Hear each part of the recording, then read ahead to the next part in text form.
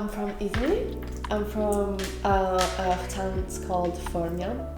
It's between Rome and Naples. And what about you? I'm from Slovakia and I live near the capital Bratislava.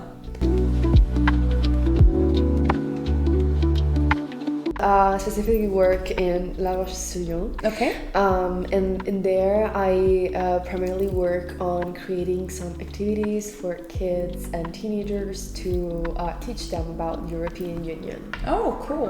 And what about you? What do you do? I'm also a volunteer for Familles, but I work here in Angers directly. And I do lots of different activities. Mostly I do my own English classes where I teach English in a fun way to the students here. And I also do some posts on social media to promote the ESC or go to different presentations to spread awareness of ESC and try to maybe recruit more French young people.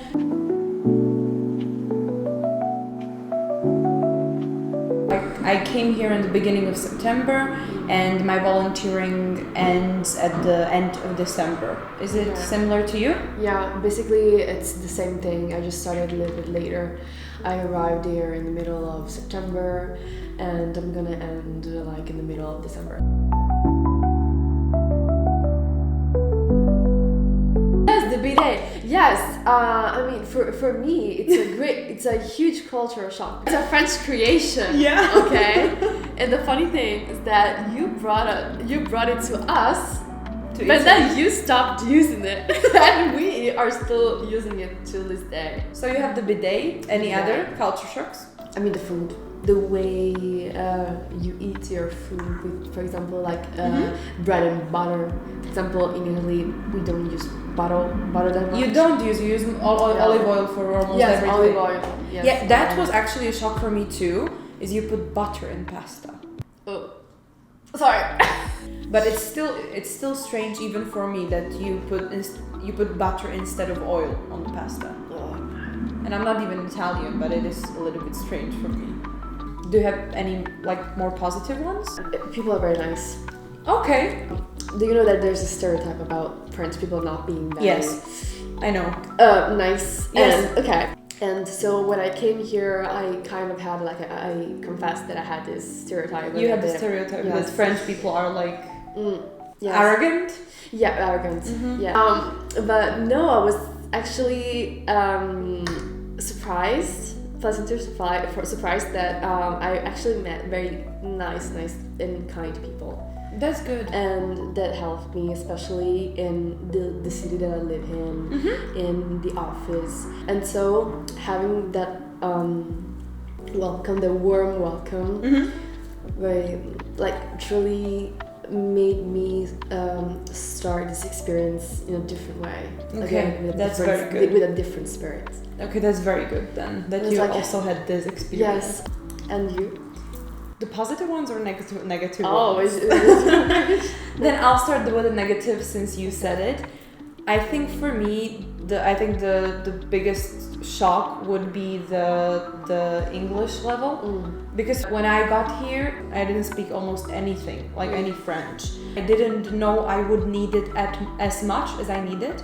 So in the beginning, this was a big shock for me because I very quickly realized like I kind of have to. I don't have a choice in this because I cannot communicate almost with anyone. And that also sometimes perceiving the French people as arrogant because it looked like they forgot I was there because I didn't understand. And in the beginning, that was really hard because when people are having a conversation, you don't want to be the person who's like, can you slow down and say that again and say that in English? So in the beginning, this was hard for me.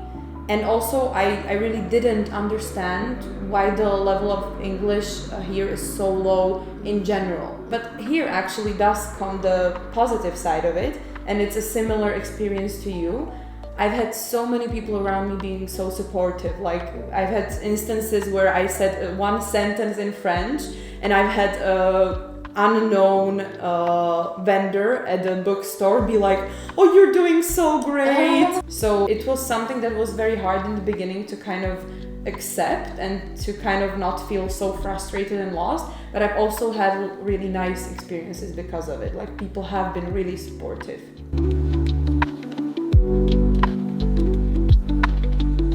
In June 2024, I finished my master's degree, and I am a psychologist now, I can say that. And I really love my job, and I really look forward to start working with clients. But after the 5 years in university, I felt like I had no break. I felt like I was just so exhausted and so stressed, overwhelmed by everything. And I've always loved traveling. So I was like, can I combine like taking a break with traveling? And I didn't know what other programs were there. And that's when, through my mom, because my mom actually works in an organization in Slovakia, which is also my sending organization. Okay. I found this one, and for me this was perfect because it was 4 months. I didn't really want a 10-month long or a year long, because I would like to start working when I get back. But also, like I said, I've always loved France and the French language, even though I was never able to speak it fully. So I was like, this is a good opportunity, and the mission looked also fun for me. So what about you, Giada? Why did you decide to apply for the volunteering? I am a student in international cooperation in Rome, and I find that my studies are pretty much theoretical. So, and since I had studied French in the past and also English, I knew that I could have the possibility to do some experience abroad. And then I was checking on the internet all of the things that I could do, and I found out about the European Solidarity Corps.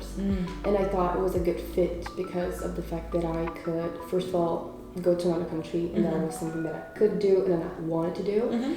And second of all, to do some practical experience. You just told me that it was thanks to this program that you decided maybe what you're going to do in the future, which is a good, like, big thing. Yes, exactly. And that's why I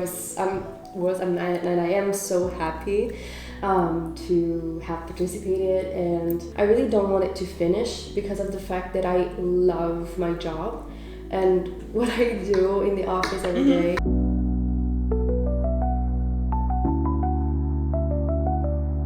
I would say, whatever your dreams are, whatever your aspirations, your goals, just take the step, take the leap, and do it, even if you're scared, even if you think it's not the right thing. I mean, I think you will find a way to make it work. And for me, it's also that thing, like just do it. Like, I know not to sound like a Nike commercial, it isn't Nike, but you just take the step. And for me, the advice maybe for another volunteers is more like, give yourself time, be kind to yourself, and just take it day by day.